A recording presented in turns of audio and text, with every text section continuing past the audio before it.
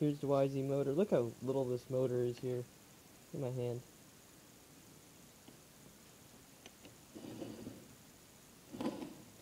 Look how tiny that thing is. It's so cute, you know? Look how little.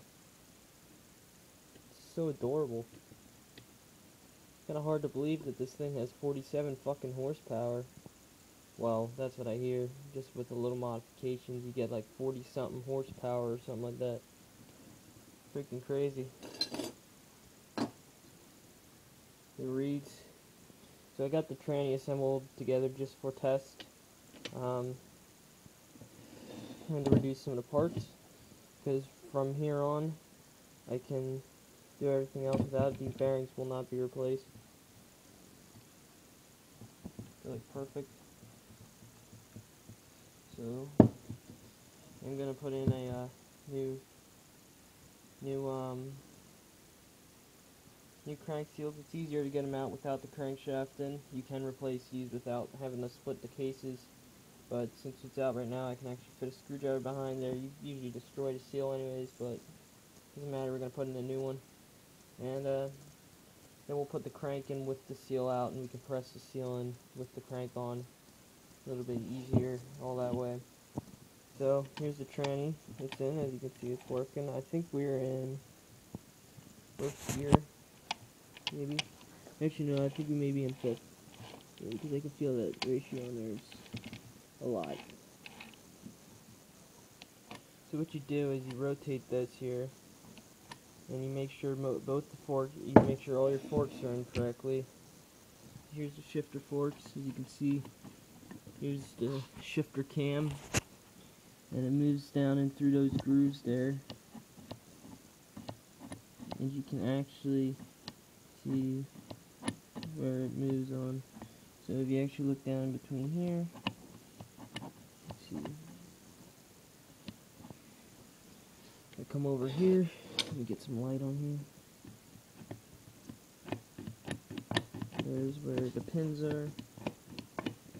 And it just moves it. These ones are straight here, and this moves it up. So basically, when you're in first, you're actually riding on this gear here. Here's where the clutch hooks up to. So you got a low ratio right here, or high, whatever, whichever order. But you're actually going from this, so it has to turn a lot more times to turn this gear, basically, for beginners. Then it comes out to one that's a little less like that, and then it goes down to here, which these are different gears. These go the opposite direction here, then it switches over. So these ones actually, well no, these go the same direction, but these ones actually go, it actually goes from first, and I think second is down here, down like right here, and then I believe this is third here, and fourth.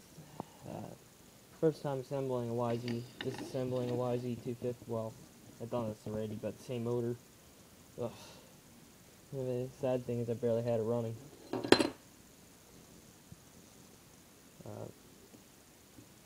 Actually, I don't even think I could say I had it running. It was just like a couple fires. Just kept teasing me too low of compression. So anyway, I polished the head. Gonna do the clutch cover. This is gonna get polished here. Same with the water pump housing. And then this is gonna be a dark black, a glossy black background. Cases, they're gonna get repainted, but I'm actually gonna get them back together first, and then I'm gonna paint them.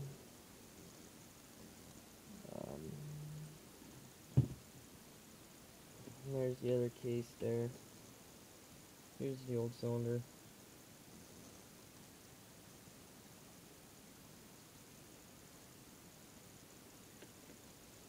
Here's a new one. This one's 40 over, 20 over. Explained that in a different video.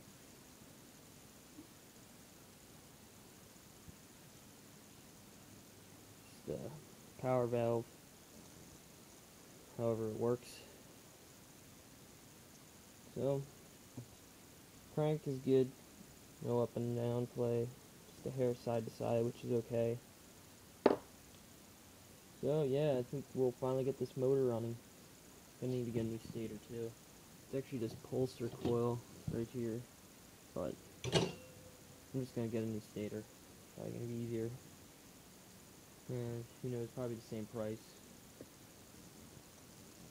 Carb, I don't know. I may actually rebuild it because it did leak fuel into the side of the crankcase switch. And it actually, when I first got it, this whole crankcase was actually, these cases here were totally full of gas. So, gonna rebuild it, probably put a new float in, get the new plastic ones instead of the brass.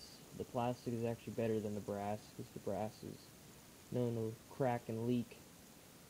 So, the plastic float's actually better than brass. Believe it or not, plastic is actually better for once. But, yeah, that's it, YouTube.